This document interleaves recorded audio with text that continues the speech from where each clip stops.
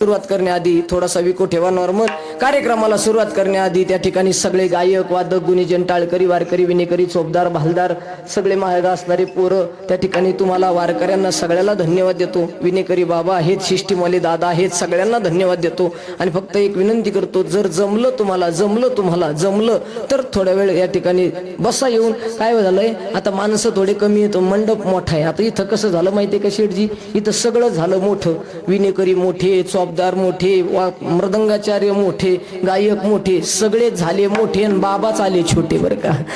त्यामुळे त्या ठिकाणी तुम्हाला सगळ्याला धन्यवाद. आणि कार्यक्रमाला सुरुवात करतो. अतिशय सुंदर कीर्तन आपल्याला करायचं आहे.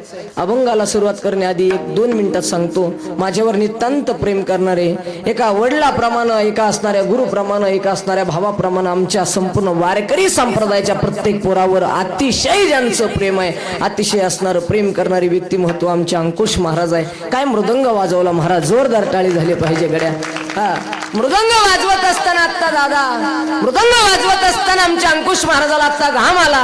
बाबा घाम पुसत होते, एका हाताने टोपी दाबत होते, दुसऱ्या हाताने घाम पुसत होते. अरे पखवाज वाजवत असताना आत्ता अंकुश महाराजाला घाम आला.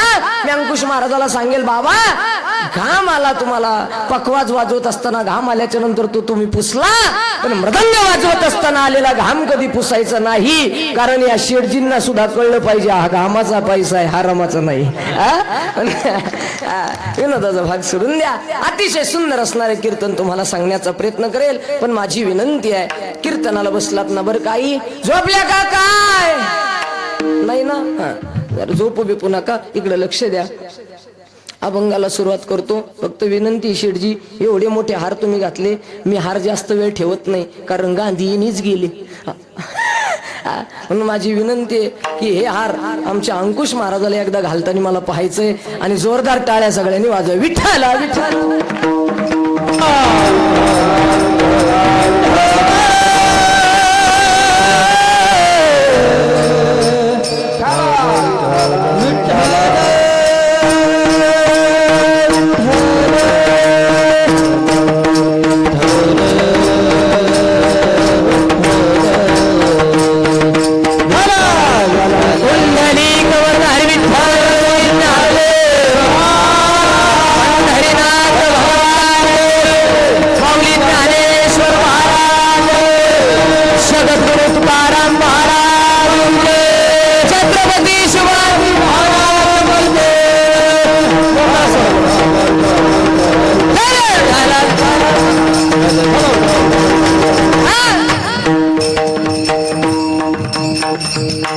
अभंग एका साधूचा आहे, तिकडे लक्ष द्या जरा.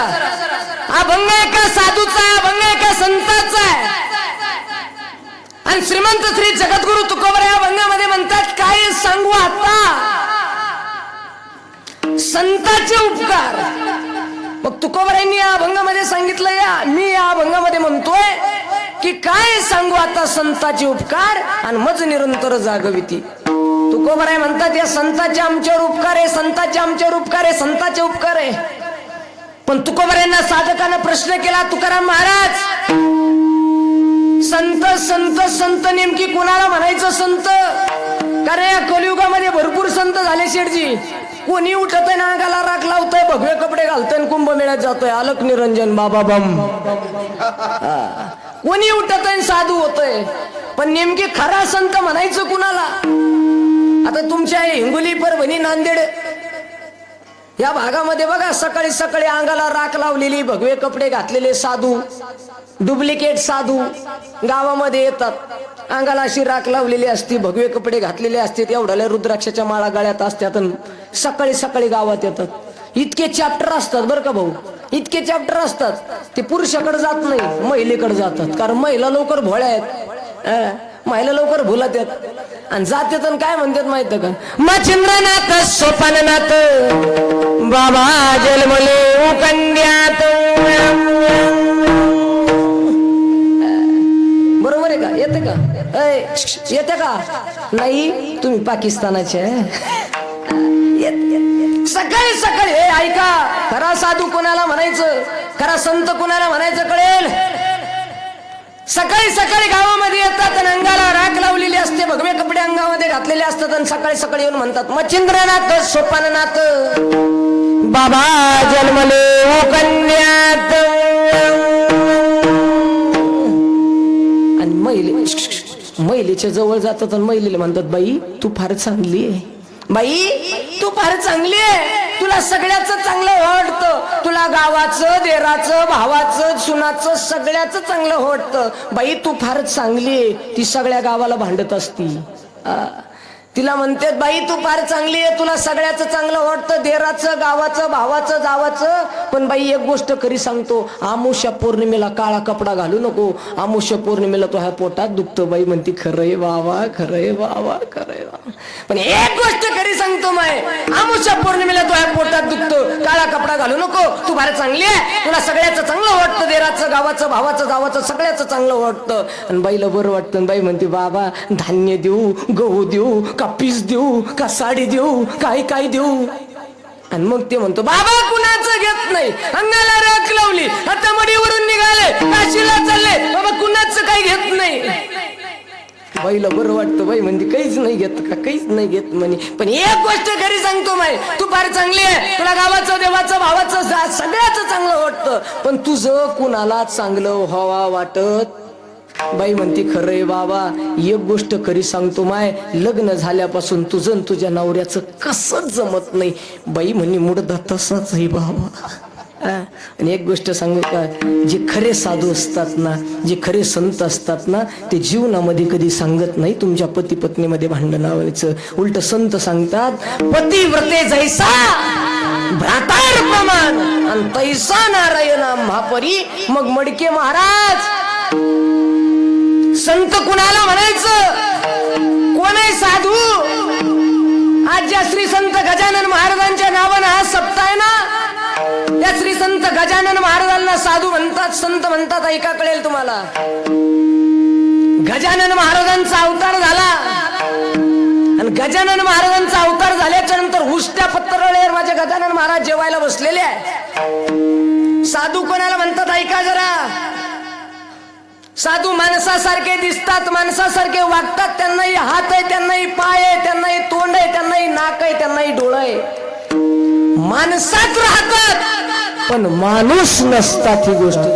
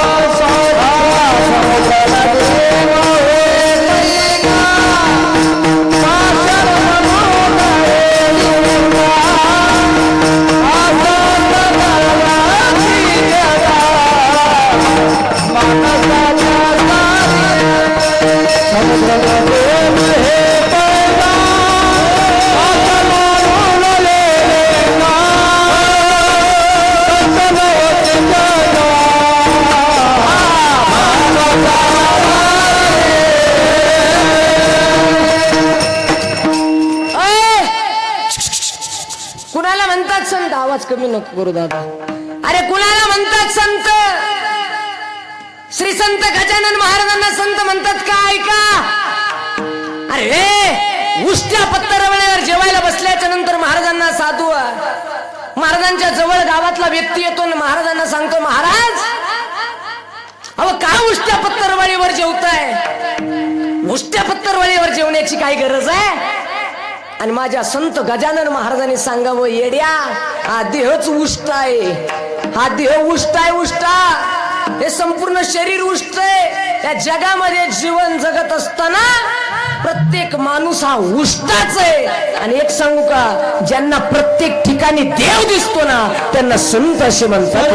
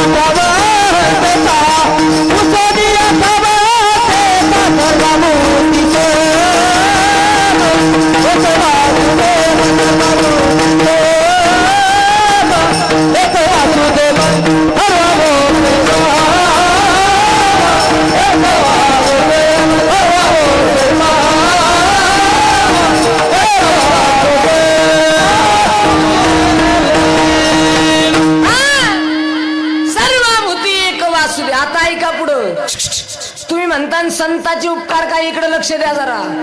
तुकोबरा या भंगामध्ये म्हटले काय सांगू आता संताचे उपकार आणि मज निरंतर जागविती. मग तुकोबरांना साधकाला प्रश्न केला, तुकोबराया तुम्ही म्हणता या संताचे उपकार आहे, संताचे उपकार आहे, संताचे उपकार आहे, काय उपकार आहे सांगता येईल का? आणि मग तुकोबरायांनी सांगितलं, अरे संत आमच्या जीवनामध्ये येतात ना आम्हाला सांगतात, ए माणसा हे हात त्या देवानं दिले, हे पाय त्या देवानं दिले, हे शरीर त्या हात पाय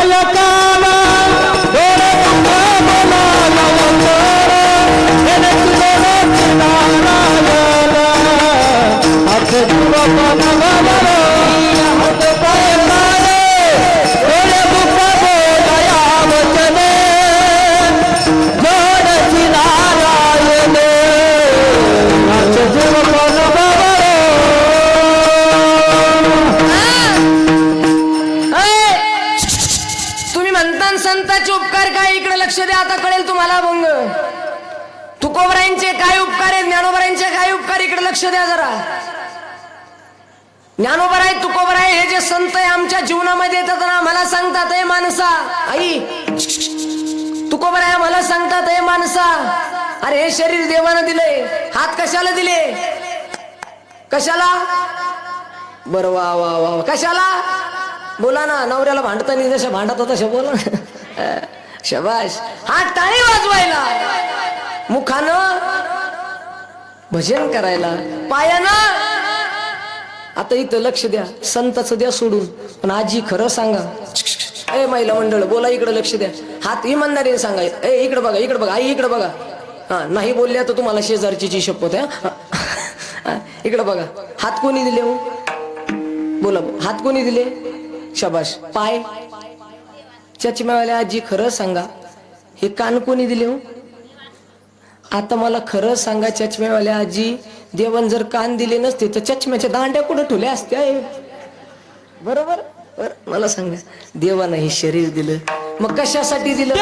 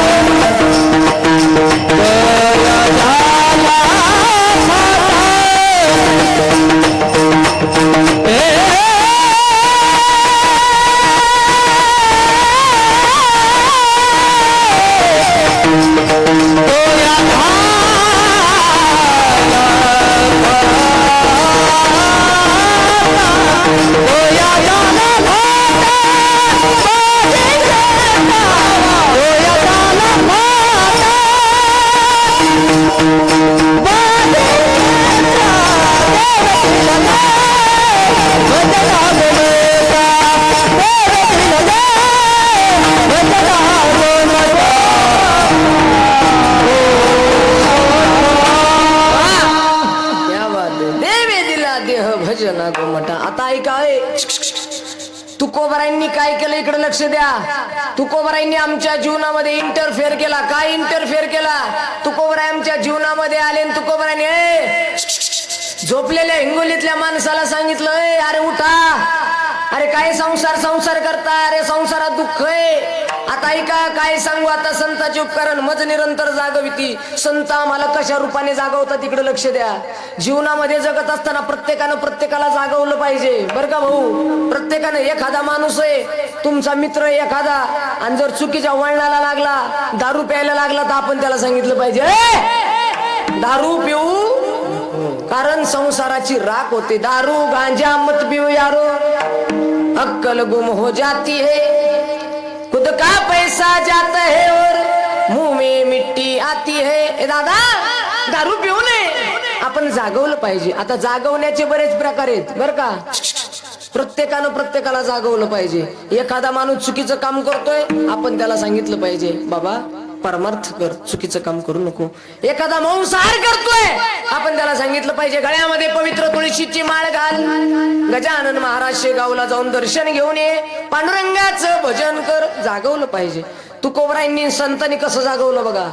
या मृत्यू लोकामध्ये जन्माला आलेल्या प्रत्येक माणसाला संतांना सांगितलंय, माणसा अरे काय संसार संसार संसार करतो, अरे या संसारात दुःख आहे बाबा, हा संसार दुःखाचा आहे. इतकं दुःख आहे, इतकं दुःख आहे की सांगू शकत नाही महाराज. दुःख बांधवडी आहे हा आणि सुखाचा इतकं दुःख आहे. शेठजी देवा शपथ सांगतो, नारायणाच्या गादीवर उभा आहे. एका वर्षापूर्वी मला माहित नव्हतं संसारात एवढं दुःख आहे, पण एका वर्षापूर्वी आता कळलं कस काय झटकाय. जवळ झालं नव्हतं तवर मी लई फॉर्म मध्ये दाजी, जवळ मागच्या वर्षी झालं नव्हतं मी लई फॉर्म मध्ये कव होईन दाजी. जवळ झालं नव्हतं ना तवर का होईन जमलं लगेच. हॅलो, जेवले का, झोपले का, कुठे फोन नाही उचलला, हर कीर्तनात होतो.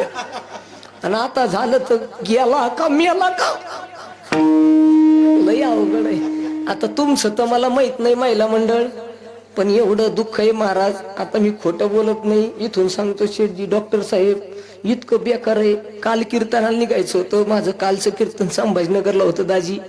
इथं मी गाडी लावतो, इथं माझी पार्किंग आहे आणि त्या झाडापाशी महाराज माझं घर आहे. तर गाडी पार्किंग केली, गाडी बिडी पार्किंग केली होती. गाडीच्या जवळ गेलो, संभाजीनगरला कीर्तन होतं शेठजी. उशीर झालता निघायला. बॅग भरली, फेटा टाकला, डायरी टाकली, मोबाईल टाकला, चार्जर सगळं टाकलं.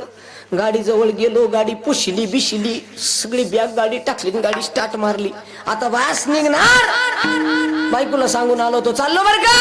ती म्हणली बरं बरं बरं. आणि इतकं तितकं गेलो महाराज, गाडी बिडी पुसली. मग बायको दारात आली.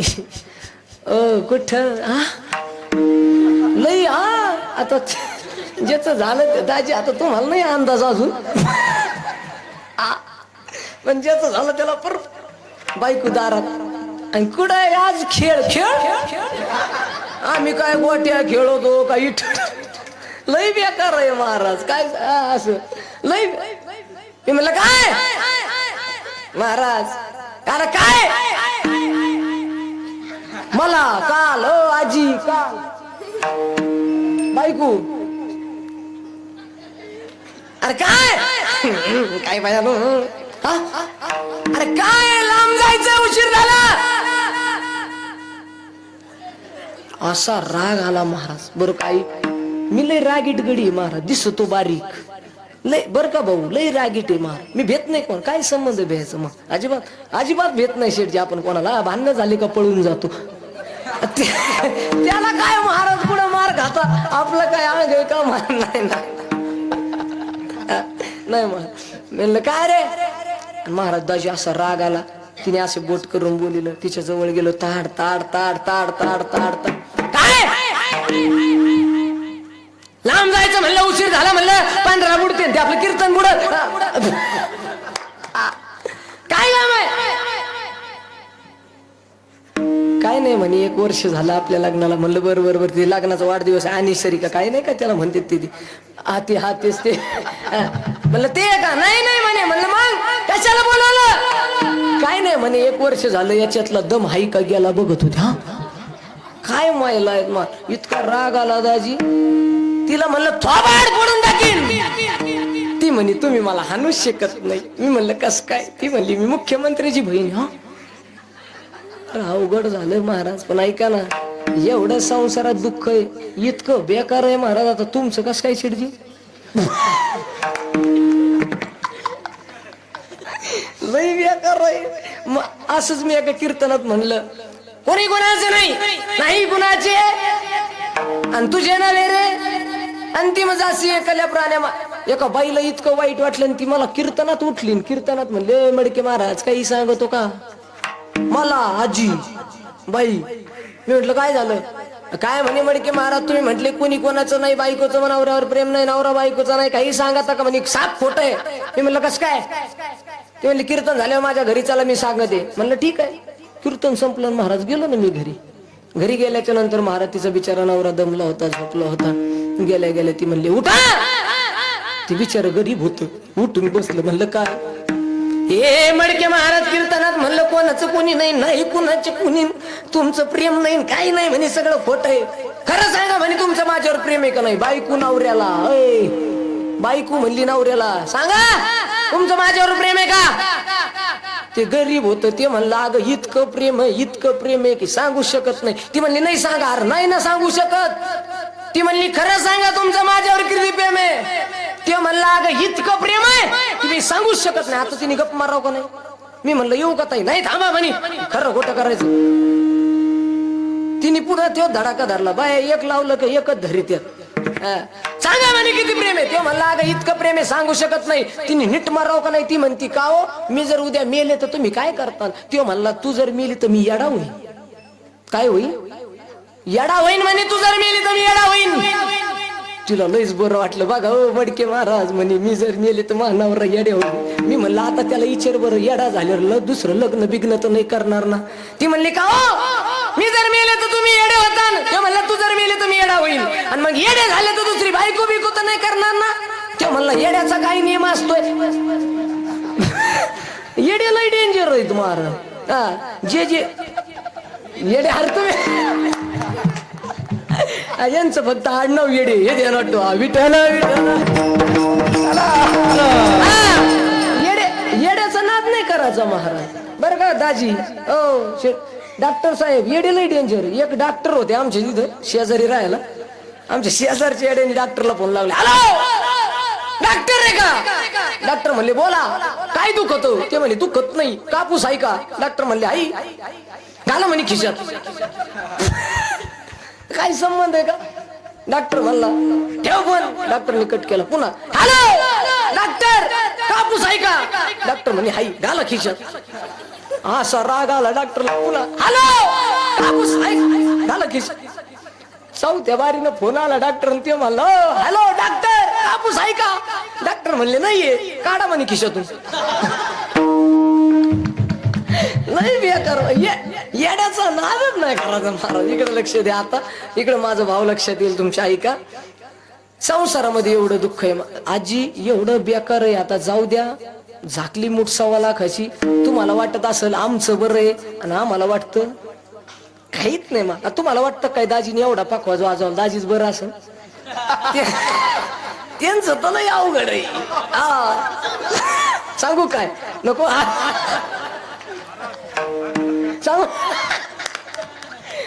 शेठजी म्हणते सांगा हो लय बेकार आहे शेठजी. तुम्हाला वाटतं आमचं बरं आम्हाला वाटतं कोणाचंच बरं नाही भाऊ. बायका सध्या अशा फॉर्म मध्ये कोणाचंच ऐकत नाही. ती म्हणली का बस बसायचंच. लय बेकार. आता आमच्याकडे पुण्याला अशी पद्धत आहे सोमवार मंगळवार बुधवार आणि गुरुवार बायकोनी भांडे घासायचे धुणं धुवायचे.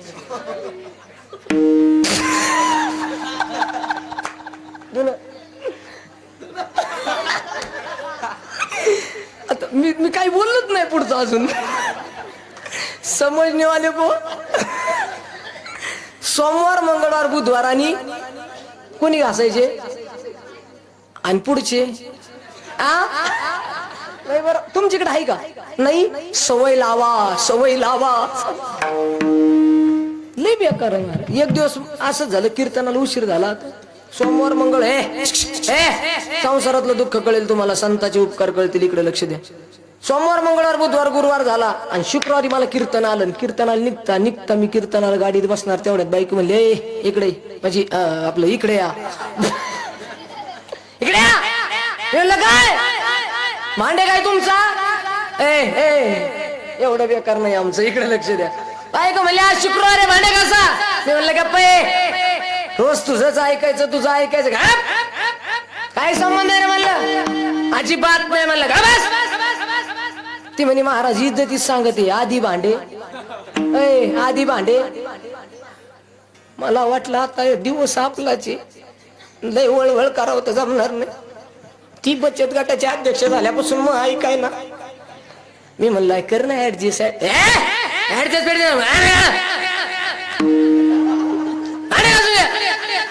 मी म्हणलं गप्प मी भेट नाही महाराज बायकोला अजिबात नाही. गप्प म्हणले लग्न झाल्यापासून तुझं ऐकतो 1 वर्ष झालं का बस. दरवेळेस तुझं उठलं का तुझं बोलती, उठलं का तुझं बोलती. आज मी बोलणार का बस.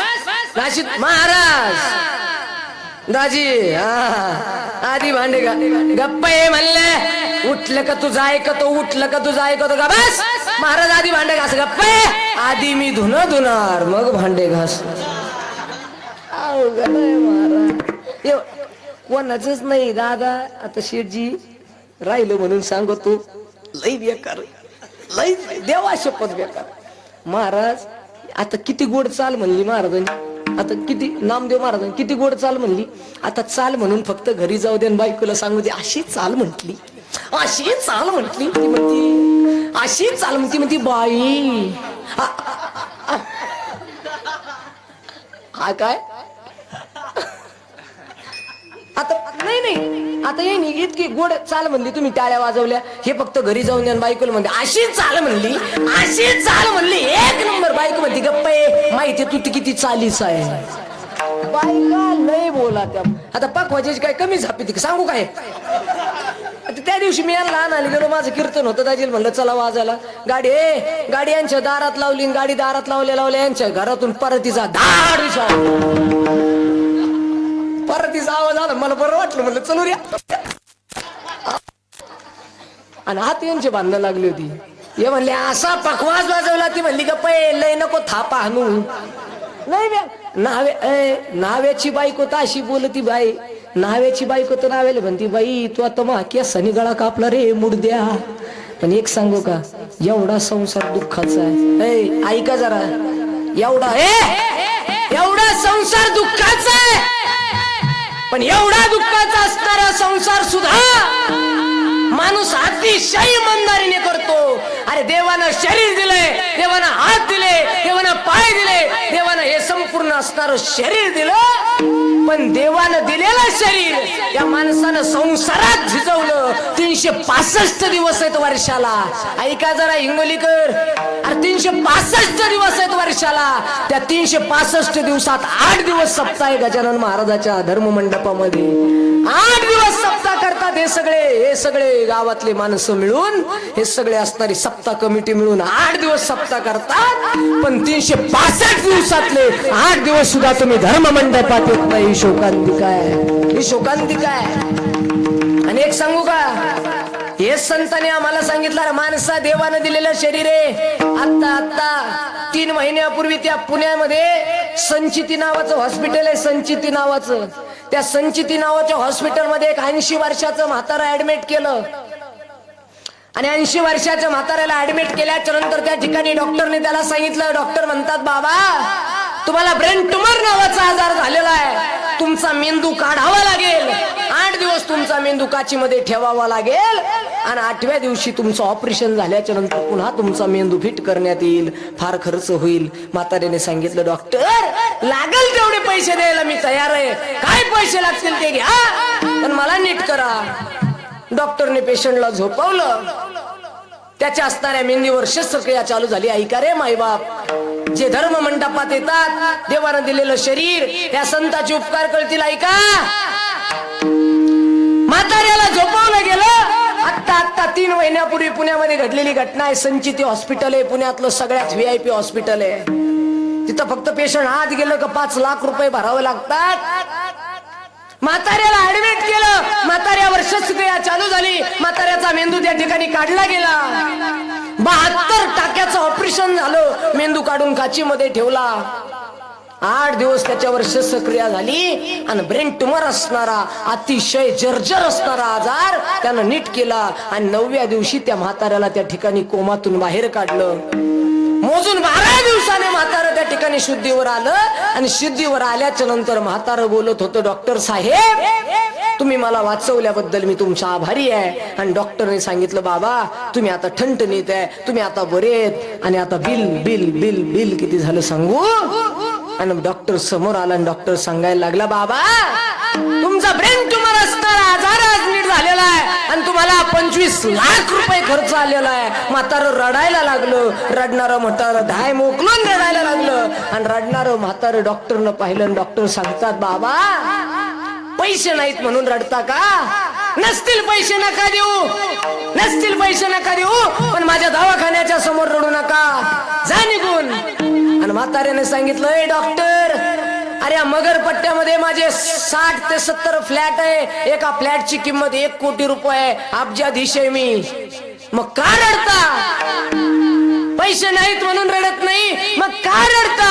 त्यावेळेस त्या म्हाताऱ्यानं दिलेलं उत्तर अतिशय मार्मिक आहे. त्या म्हाताऱ्याने सांगितलं डॉक्टर माझा मेंदू 8 दिवस तुम्ही सांभाळला तर 25 लाख रुपये बिल काढलं. या गजानन महाराजांनी हे शरीर फुकट दिलं, अजून 1 रुपया सुद्धा नाही येऊ घेतला, 1 रुपया सुद्धा नाही घेतला. आणि हेच या देवानं आता खरं सांगा 365 दिवस आहेत वर्षाला, बरोबर आहे. 365 दिवस आम्ही बायको लेकरं पोरं संसार गाडी माडी काय लागल ते याच्यासाठी घालतो. इमानदारीने सांगा महाराज, इमानदारीने सांगा 8 दिवस तरी सुद्धा आपण या परमात्म्यासाठी या धर्म मंडपात यायला पाहिजे का नाही. बोला ना यायला. पण एक सांगू का जे माणसं असतात तेच कीर्तनाला येत असतात. नीट लक्षात ठेवा. तुम्ही आजपर्यंत कधी बैल कीर्तनाला आलेले पाहिले का. बैल म्हणलं मी घरी झोपलेले नाही. म्हशी कधी कीर्तनाला. म्हशी 2 पायाच्या आता आपलं हे म्हशी नाही, कारण पशु काय पाप पुण्य जाणती आणि उत्तम मध्यम भोग भोगती. आणि मग हे संतांनी सांगितलं हे माणसा अरे काय संसार करतोय राजा. या संसारामध्ये दुःख आहे. अरे परमात्मा होता भगवान तुकोबराय म्हणतात भगवान प्रभू रामचंद्र देव आहे आणि देवाने संसार केला सीतेमय्ये सोबत. आता ऐका जरा महिला मंडळ, जनक राजाची पोरगी आहे, दशरथाची सून आहे आणि देवाची बायको आहे. तरी सुद्धा 14 वर्ष या संसारामुळे तिला त्या ठिकाणी वनवासाला जावं लागलं. आणि वनवासाहून आल्याच्या नंतर लोकांनी सांगितलं ती काय शुद्ध आहे का. एक सांगू का या संसारात देवाला सुद्धा सुख भेटलं नाही, तुम्हाला मला काय भेटणार आहे हे संत आम्हाला सांगतात. माणसा अरे काय या संसारावर घमंड करतोय आणि या देवानं दिलेल्या शरीरावर काय माच करतात माणसं. लोक म्हणतात महाराज मी घेतलं घर, महाराज मी बांधलाय बंगला, महाराज मी कमवली प्रॉपर्टी. अरे जे मी म्हणतो ना अहंकार त्याला त्या ठिकाणी स्पर्श करतो. आणि नामदेव महाराज एका ठिकाणी सांगतात अहंकाराचा वारा लागो राजसा. मग हे संत आमच्या जीवनामध्ये येतात आणि आम्हाला सांगतात हे माणसा अरे हे शरीर देवानं दिलेलं आहे कशासाठी. तुकोबराय म्हटले घात जागा. लोकांनी ऐकलं खात जागा. तुकोबराय म्हणतात घात जागा. लोकांनी ऐकलं खात जागा. उठा जागे वारे आता स्मरण करा.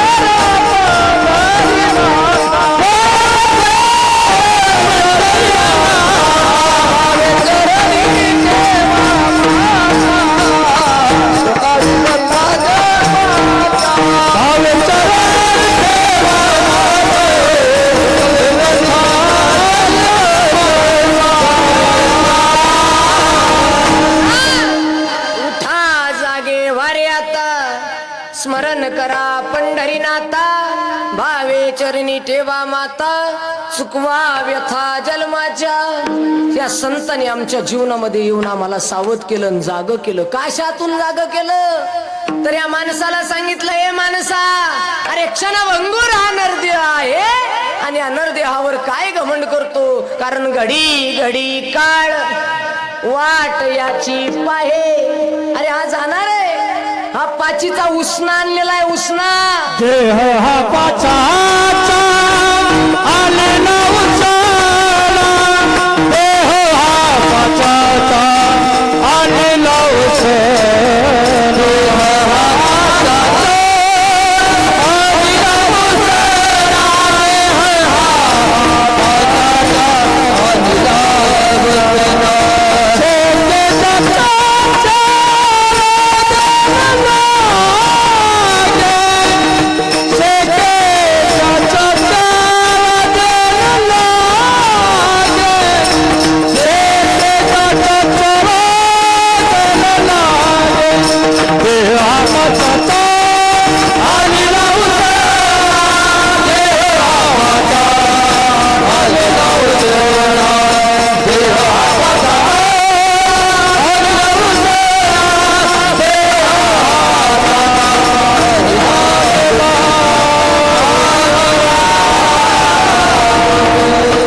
देह हा पाचाचा आलेला उचला.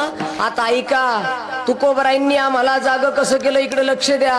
तुकोबराय आमच्या जीवनामध्ये आले ना आम्हाला सांगितलं, हे माणसा, हे शरीर देवानं दिलेलं याच्यावर घमंड करू नको. हा देहनाश काय सडकाय कुचकाय जाणार आहे. अरे क्षणोक्षणी हाची करावा विचार तरावा या पार भवसिंधू. हा भवसागर आहे, हा भवसागर पैल तीराला जाण्याचा विचार कर आणि प्रत्येक क्षणाला एकच विचार कर, त्या असणाऱ्या भवसागराला पहिलं तीराला भेदून तुला जायचं आहे. आणि मग माणूस कुठंतरी सावध झाला. पण सावध झाला की पुन्हा त्या ठिकाणी संसारात येऊन गुंतला. आणि मग संताला राग आला. संत काय म्हणतात माहिती का, आता जर तुम्ही नाही ऐकलं ना तर फार बेकार होईल. तो काळ येईल आणि तुम्हाला घेऊन जाईल.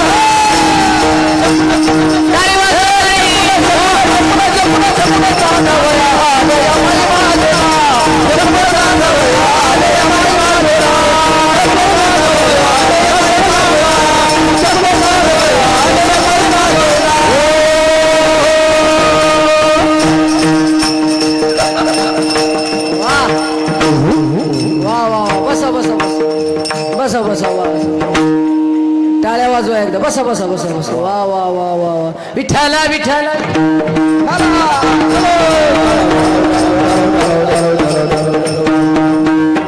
बसा बसा आई खाली बसा. वा नाही, भाव लक्षात घ्या, इकडे लक्ष द्या.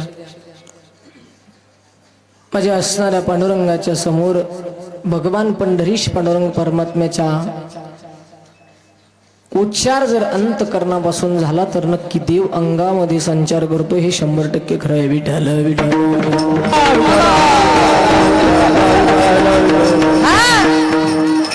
आता पांडुरंगाचं भजन करण्यासाठी तुकोबरायांनी आम्हाला सांगितलं आणि माणसाला सांगितलं, माणसा या असणाऱ्या संसारातून बाजूला ये. आणि मग माणूस सावध झाला आणि सावध झालेला माणूस परमात्माच्या भक्तीमध्ये गेला. तो तल्लीन झाला आणि तल्लीन झाल्याच्या नंतर तो परमात्म्याच्या भक्तीमध्ये जाऊन रुजू झाला.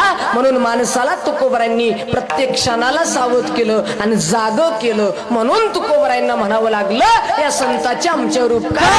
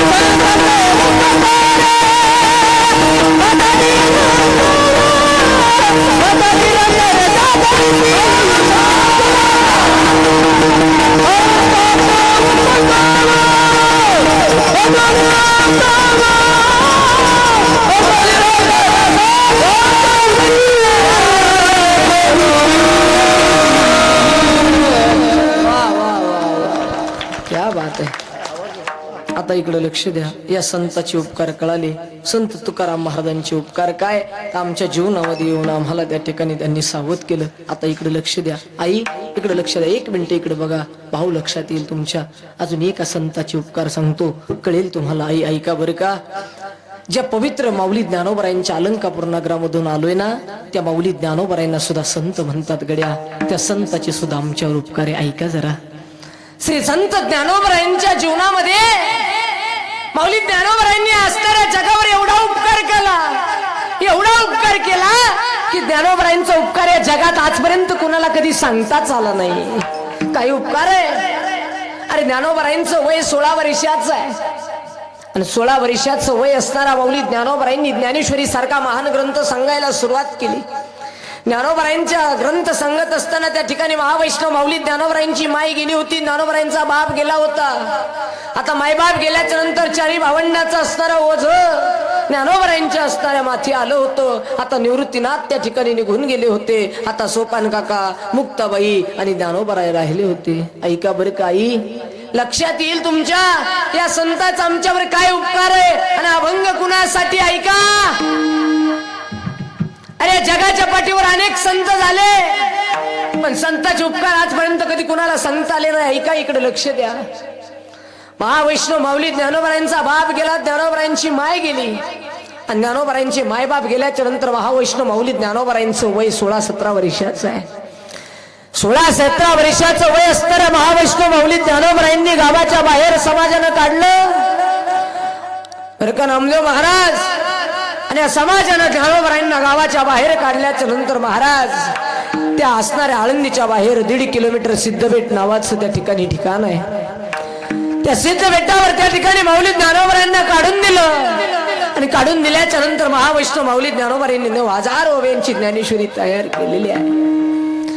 आता 9,000 ओव्यांची ज्ञानेश्वरी तयार झाल्याच्या नंतर ज्ञानोबरायांच्या जीवनातला प्रसंग आहे. ज्ञानोबराय त्या ठिकाणी पैठण क्षेत्रावर जातात, कारण त्या पैठण क्षेत्राला धर्मपीठ असं म्हटलं जात होतं. तिथं न्याय मिळायचा आणि आता ज्ञानोबरायांना न्याय पाहिजे म्हणून ज्ञानोबरायांची बहीण मुक्ताबाई, ज्ञानोबरायांचा भाऊ, भावाला मांडे खावे वाटले म्हणून मुक्ताबाई पळत पळत पळत आळंदीमध्ये गेली. ना आळंदीत गेल्याच्या नंतर त्या मुक्ताबाईनं आळंदीतून एका असणाऱ्या कुंभार काकाला खापर मागितलं. कुंभार काकानं खापर दिलं आणि खापर घेऊन मुक्ताबाई स्वतःच्या असणाऱ्या फ्रॉक मध्ये असं दडवते आणि लपत लपत लपत त्या ठिकाणी खापर घेऊन येते.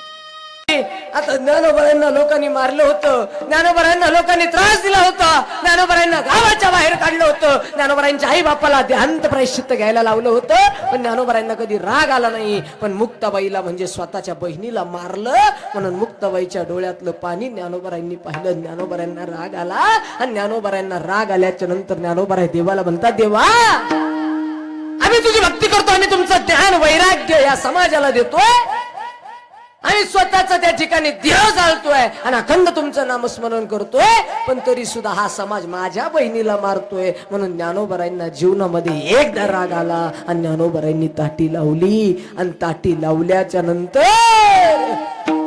ती 7 वर्षाची मुक्ताबाई ज्ञानोबरायांना सांगायला लागली,